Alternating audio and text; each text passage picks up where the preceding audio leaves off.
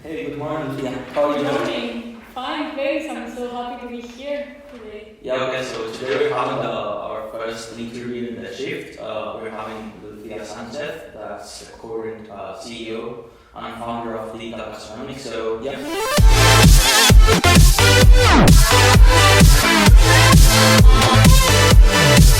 How excited from 1 to 5 right now?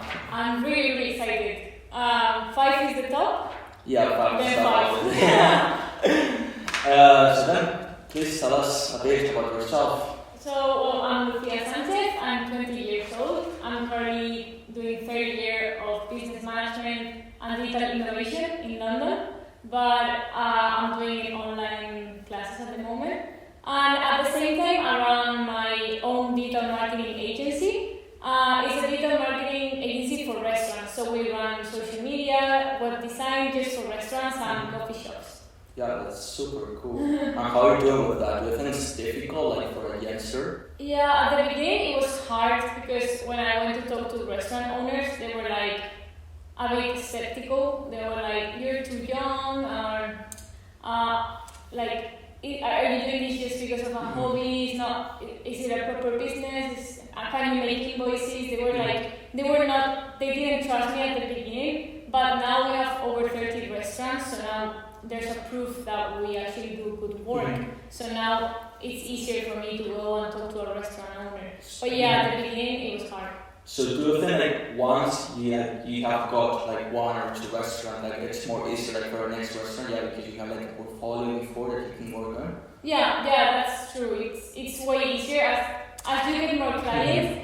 It gets easier and easier each time because you grow up your portfolio, you have some case studies, you can prove. You also can get testimonials, so I always ask my clients to give me some feedback so I can include it on my website, I can include it on my portfolio, and yeah, it gets easier each time. Also, if you have like a pizza place, a burger place, then you can go to the restaurant and do like a more personalized proposal and say like, yeah, I've been running this burger place for a few months, they have grown, they have seen that more people are going because of social media.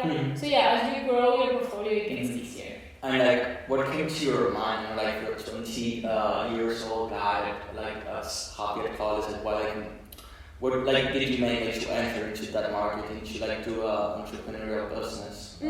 Yeah, I've always been very entrepreneurial. Since I was a small child, I've always wanted to have my own business. I knew that I wanted to be an entrepreneur. I didn't see myself working for someone else. And I've always tried different businesses. I started selling t-shirts, I made my own online shop when I was 12 years old, then I learned how to code, I made some video games, so I've always had my own projects. And then I started running just social media for a restaurant as a hobby, just to make some money. And well, I was in Australia because I spent 1 year there. And then when I came back to Spain, I realized that I loved going to restaurants. I always took a lot of pictures, recorded a lot of videos. And I've always been passionate about design, marketing. So I decided to combine those two things and I decided to make it a business. And I started contacting more restaurants and scaling the business. Yeah, we'll go into the Australia thing in a minute. But first, like, do you think like you got any influence? Like maybe any family, friends, or like I don't know, any mentors? I don't know if you had any mentors or something. Yeah, my dad has his own business, and I think that influenced me a lot because I've always seen in my house books about entrepreneurship, magazines, and I've always been surrounded by this atmosphere. So I got really interested in entrepreneurship when I was a small child. Actually, like one of my first books that I read was Steve Jobs' biography because I saw it at home and I really enjoyed using my computer. I love technology, so it was something that seemed very interesting for me since I was a child. So yeah, I think that influenced a lot. Yeah, I think it's true. Like sometimes when we have like an influence at home, like maybe like in our familiar circle, it's more easy like to do something. About Australia, how was the experience? Like, do you think it changed you a lot? Like to go a lot, like to meet new people, and like in order, for example, for digital gastronomy, do you think going to Australia, going like outside outside your home like made you like to feel like more powerful in order to do business or something? Yeah, for sure. I think that every person should live on its own once in their lifetime. And I think going away to a new country that is so far from home, it makes you be more proactive, try to meet new people, and those skills are really important when you try to start a new business, because you need to talk to people, you need to partner with someone else that maybe can help you with your project, and being forced to do that when you are abroad, it helps you for your future projects. Because you have to make new friends in a country that is not your country, it's not the same language, it's not the same culture. So I think I would recommend every person to travel, to go abroad and live by its own for maybe a year, 2 years. Well, like the shift is about Gen Z. So like as a Gensers, what do you think like are like our main challenges like nowadays? I think our challenges are that there's a lot of competition out there. There's a lot of talented people. Now we live in a globalized world, and there's many talented people from other countries, many young people, especially for example Chinese people are starting to study abroad in the US and in UK, and so there's now, before, young people, the other generations compete against other people from the same country. Now we compete against the world. So I think that's one of the challenges that we have now, to become the top of the world, not just of our country. Yeah, like, do you think, like, for example, social media can be a challenge to us nowadays? It is true that it helps us like to connect with all the world and like to a lot of information, but do you think that can be like kind of challenge? Because sometimes it's good to have information, but probably like amounts of information can be also like harmful for us. Yeah, I think the problem with social media is that most of the people waste too much time, and this time could be used for something more profitable, learning. Just working on your project. I think the issue with social media, instead of the information, not just the information, but the amount of time we spend on it. That's what's really harmful for our generation. I think it's true, but also like, I think it's the kind of way you use social media for, right? Like, for example, there's not these social networks that like, let us to connect with other people, other like senior people that can mentor us and that can help us in always to do like farther. But what do you think? For example, there's a lot of people say, hey, I don't want to go into an entrepreneurial career right now because I want to enjoy with my friends. Do you think like you can combine both things, like having fun and doing entrepreneurship? Yeah, I think you can combine both. Obviously, it's hard because it requires you a lot of commitment, but then at the end, you make your decisions. You decide how you spend your time, so you can change according to your plans. So, for example, I know like when someone asks me, "You have to work today," I'm like, I always have to work. Like work is there. I decided when I want to do it. Maybe like if someone says, "Do you want to go for breakfast tomorrow?" If I don't have any meetings, maybe I can go for breakfast and then work in the evening. I can schedule my day around my plans. That's the positive part of entrepreneurship. It's true that at the beginning it's hard because there's more work than the amount of hours you have in a day. But once you get everything organized and you delegate tasks and you organize yourself, you can decide how you want to spend your time. That's true. And with like making an impact is about smart people. What's about like working hard? I think it's not about being smart. I don't consider myself the smartest person.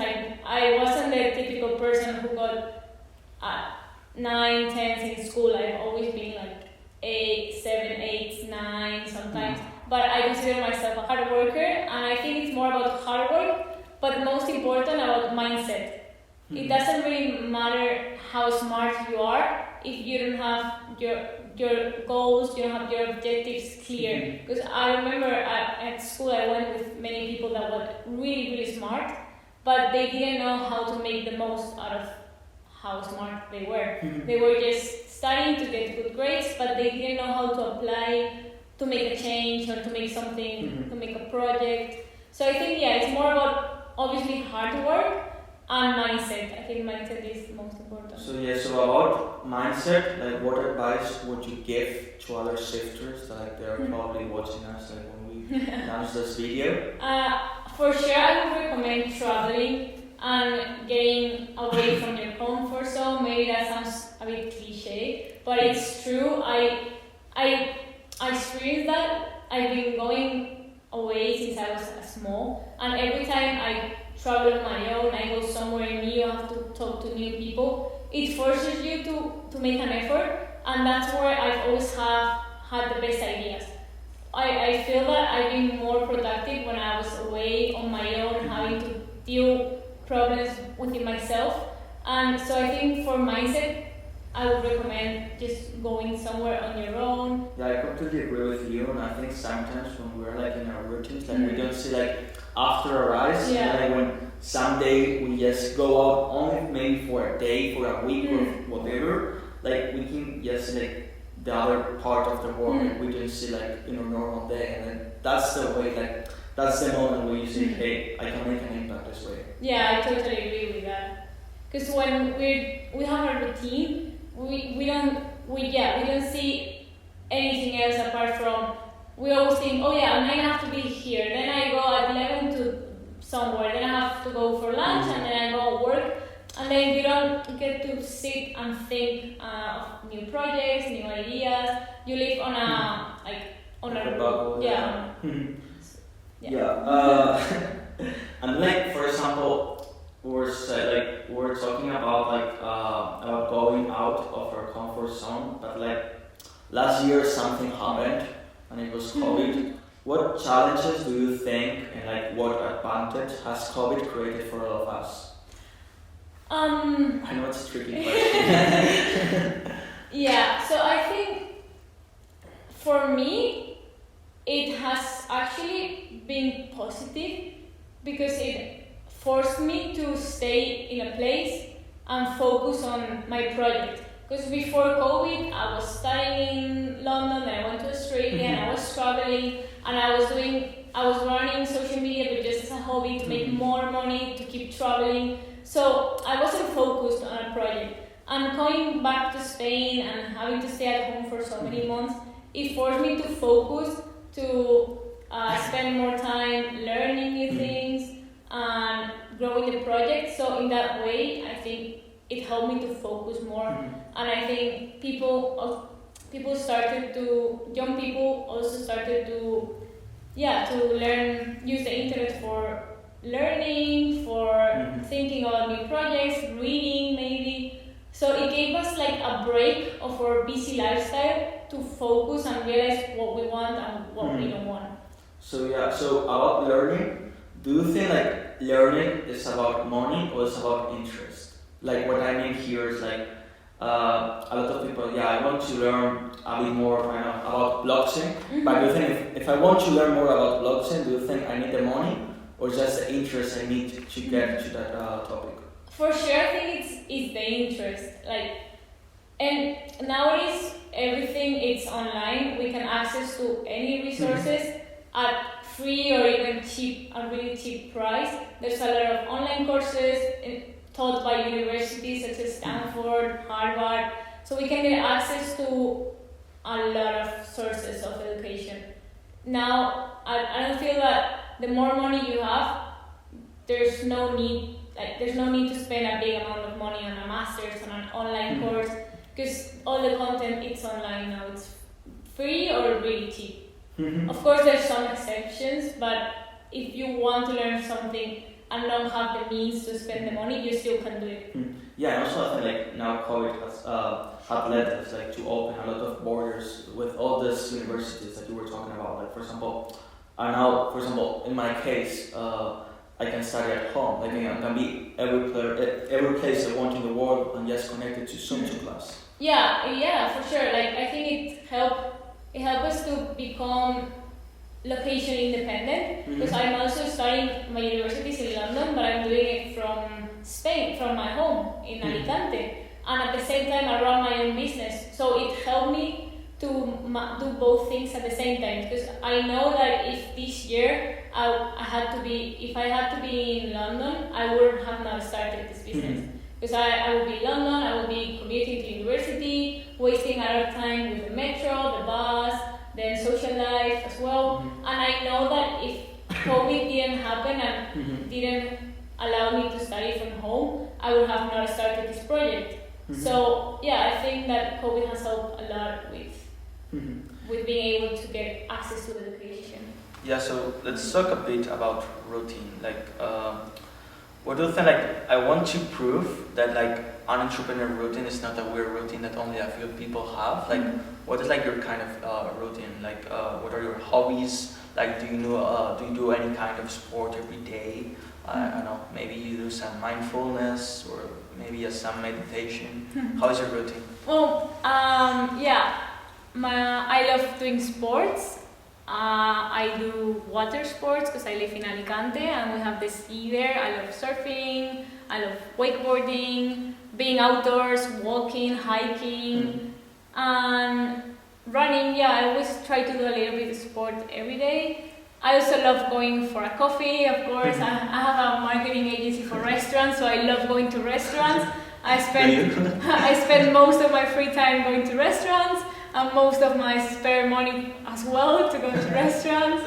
And yeah, I love meeting with people, meeting with friends, talking, sharing experiences, and yeah, I think that's my hobbies: sports, going to restaurants, going for coffee, and yeah. So non-mindfulness, not like waking up at 5 a.m. like Robin Sharma says. No, not really. I love to wake up early. I wake up around 7 a.m. and then I do sport, and that's kind of like my mindfulness, because when I'm doing sport I try to think of everything I'm going to do throughout the day. So the first thing I do in the morning is a little bit of sport, so I kind of schedule myself in my mind, my day, and then I love to have my coffee, my breakfast, and yeah, I think that's my mindfulness. I don't do yoga or anything else. I try to do yoga sometimes, but I prefer more active things. So, like, for being more productive for the shifters that are listeners, do you think like doing some planning and scheduling like your timetable that day, it's useful and makes you like more productive? Yeah, for sure. I always love scheduling, planning everything. Every Monday I set my timetable for the week. I have a paper and I write down all the tasks that I need to do, and I schedule them Monday, Tuesday, Wednesday. Of course, then it's flexible because there's maybe something occurs, a new plan or a new meeting or something, but I try to on Monday spend my morning organizing the whole week. And I think it's key for productivity to know to schedule. For example, I say I spend 1 hour changing the website, 2 hours contacting prospects, clients, and then I try to schedule my day as much as I can. So digital native and on paper, right? Yeah, I know that's something that a lot of people ask me. Even my dad, he now organizes himself with an iPad, but I still love to have paper, pen, write everything down, tick, cross, highlight. I need to see it on paper. Yeah, like I don't know why. Like for example, for a lot of like older people and us, like they think like we're like a lost generation, like we don't read anymore. So like about paper, like what is the last book that changed you like most? Like probably like I don't know when it was, or like. So yeah, I really enjoy reading and reading with actual paper. I love highlighting and everything. The book that I really enjoyed, the last one that I really enjoyed, well, it's in Spanish. It's by Ancho Perez. He's an entrepreneur. This is from Spain. His last book is called The Steps for Happy People or something. I don't know the translation in English. In Spain, it's called Los Peldaños de la Gente Feliz, and it's about mindset, happiness, how to be happy, but not like as cliche as it sounds. But yeah, I really liked it. Then, changing of topic, and this is a weird question, but like, what is the weirdest thing you think about yourself? Like, what is like, what do you think is the weirdest thing that describes you? Oof. And being an entrepreneur, I think is not the answer. Yeah, no, I don't know. I think I have a few weird things, but I don't know which one is the weirdest. I don't know. Maybe. I couldn't tell. Like I know that every time I do something or I say something, people are like, "That's so weird," but I can't think of anything in particular right now. As I was saying, like I need to have pen and paper always. Like I never go out of my house without a notebook and a pen, just in case. And I think that that's a weird thing, because even if I have my phone to write notes, I still need to go out with a pen and a paper, just in case I need to take some notes. Do you like if an ideas book, like I don't know, maybe you're walking the street and you're like, hey, what about like if we can improve this by doing this, and then you write it in your ideas book? Yeah, I do have an ideas book. Now, I've been, since I was like 12, I have one notebook. Well, like I've been having one notebook that is the ideas book, and I write everything there. And I remember when I was living in London, I was every day away, walking from one place to the other.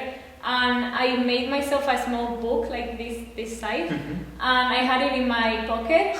And every time I had an idea, I stopped in the middle of the street and write it in my little book. And it was like so small, because I used to have it in my pocket. So yeah. So these were like the main idea of it. Yeah. And also when I was living on my own, and it was like first year, so every time I had an idea or something I wanted to tell maybe my parents or my friends, I write it down, so by the end of the day I didn't forget about it.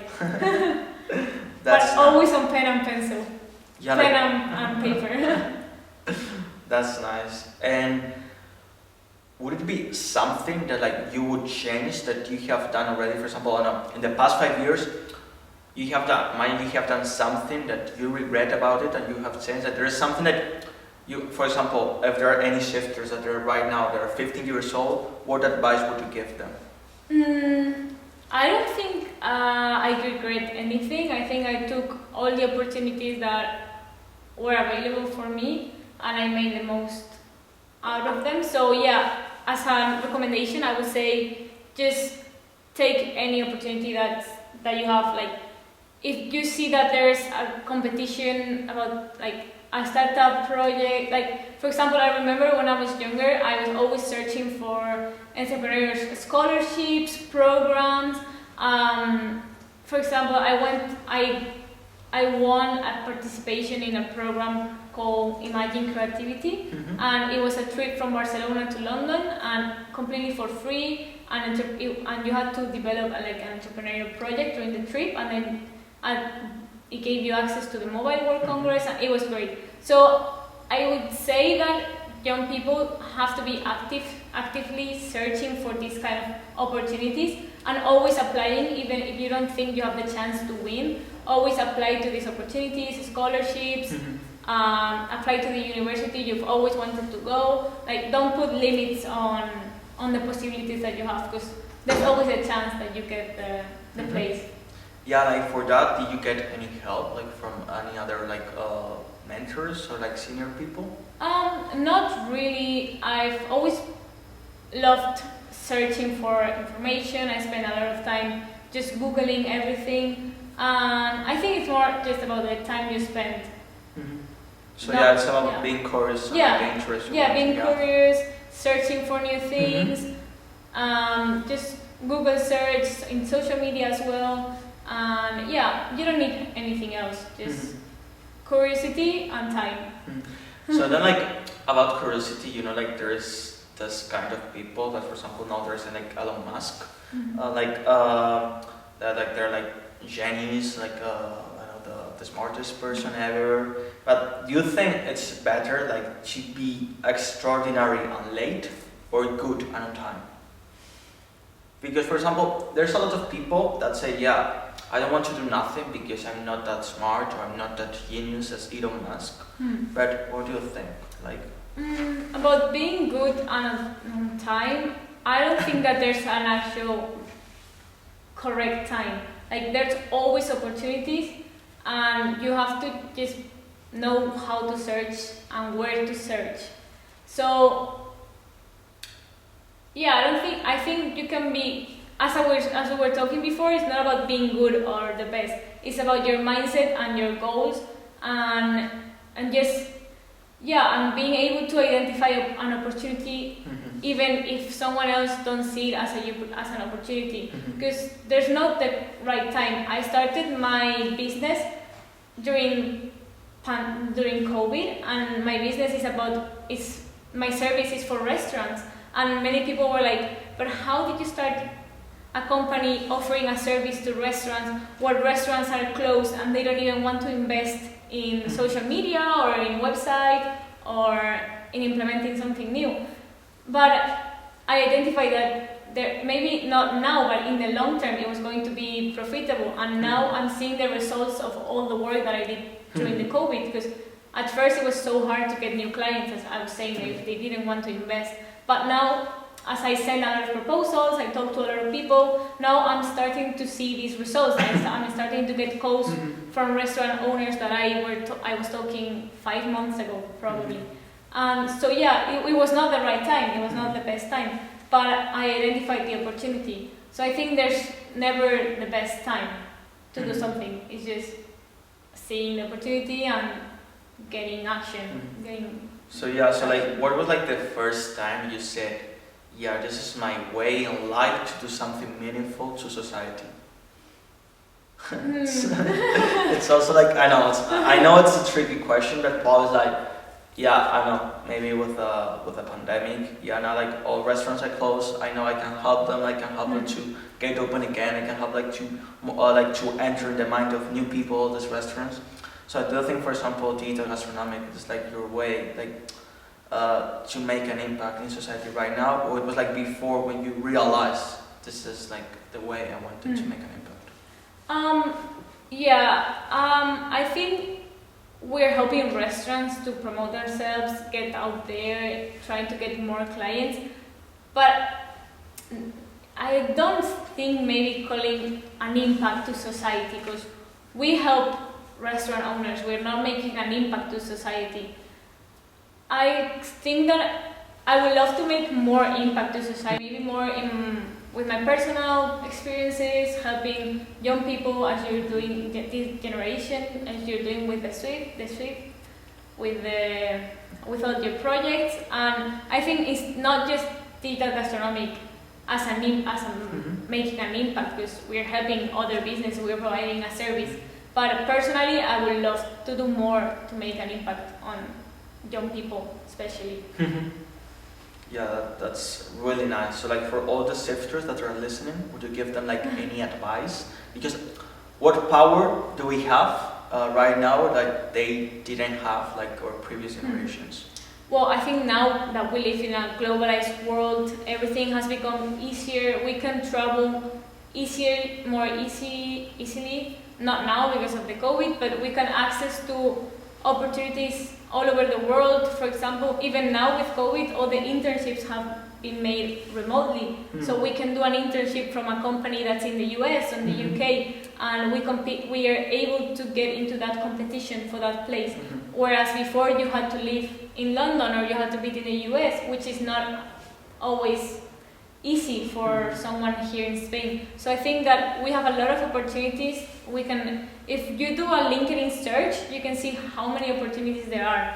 And yeah, I think that I would recommend, as I was saying before, to everyone just to apply to apply for any position, even if you don't think that you're not good enough, because there's so many. The more you apply, the more possibilities you have. So I would, that would be my recommendation to. So like, for example, you were talking about applying for internships, but also like now like there's a lot of people that are starting to invest into the stock market, nothing. But what do you think about investing in life? like in our life? Like in order to be more productive, in order like to be who we want to be. What do you think about investing in life? Do you think it's important? Do you mean investing in knowledge, investing in In yourself? ourselves. Yeah. Oh, I think investing in yourself is the best investment, of course. Like you always have to keep growing as a person and keep improving, and investing in knowledge, investing in books, investing your time, which is the most valuable thing that we have. I would say that that's the most important thing, investing our time in something productive. Because as we were saying before, you don't need to invest money into online course or whatever, because they're really cheap or they're even free. But it's more about investing our time. That we sometimes young people waste their time, and I think that's the most important resource that we have. I agree. So I think we're getting to the end of the interview. So again, after this interview, do you still give it a 5 of how excited you are? Yeah, of course. I will keep talking for hours about this. I really enjoy talking about entrepreneurship, helping young people, and I think it's everyone's responsibility to give power to our generation, empower us, and motivate our generation to do more things. Because when I see that so many people are so unmotivated, or they just want to finish university and get a job, maybe at the government, and like they want a lot of young people tend to want jobs. Traditional jobs, stability, and I feel that I don't feel represented by those people from the generation. So I would love to have more and more young people from our age and younger people especially to think outside the box, take risk, and make things that actually have more impact. Yeah, I think you have just described what the shift wants to be. Like at the end, like the shift wants like to be the voice of our generation, like voices like you, but also like it wants like to inspire other people to like to go, as you said, outside the box, to go out of the routine, to try something new, to invest in themselves, and to continue learning and developing. Yeah, I think your aim, the aim of the Swift, is so important, because I don't feel represented by what other people say, what the society thinks about young people. I just don't feel represented whenever I go with my parents or my parents' friends or people from other generations, and they start talking about our generation. It tends to be negatively focused. Like they tend to say, "Oh no, but the young generation do not know what hard work is. They just want stability. They just want to make money without a lot of effort." And I don't really feel represented by that. And I know that there's many people like us, like all of the people reading this newsletter. And I think there's more than that. And it's really important to telling the world that we're here, that we're not what they think. Yeah, I completely agree. So thank you very much for coming with us today.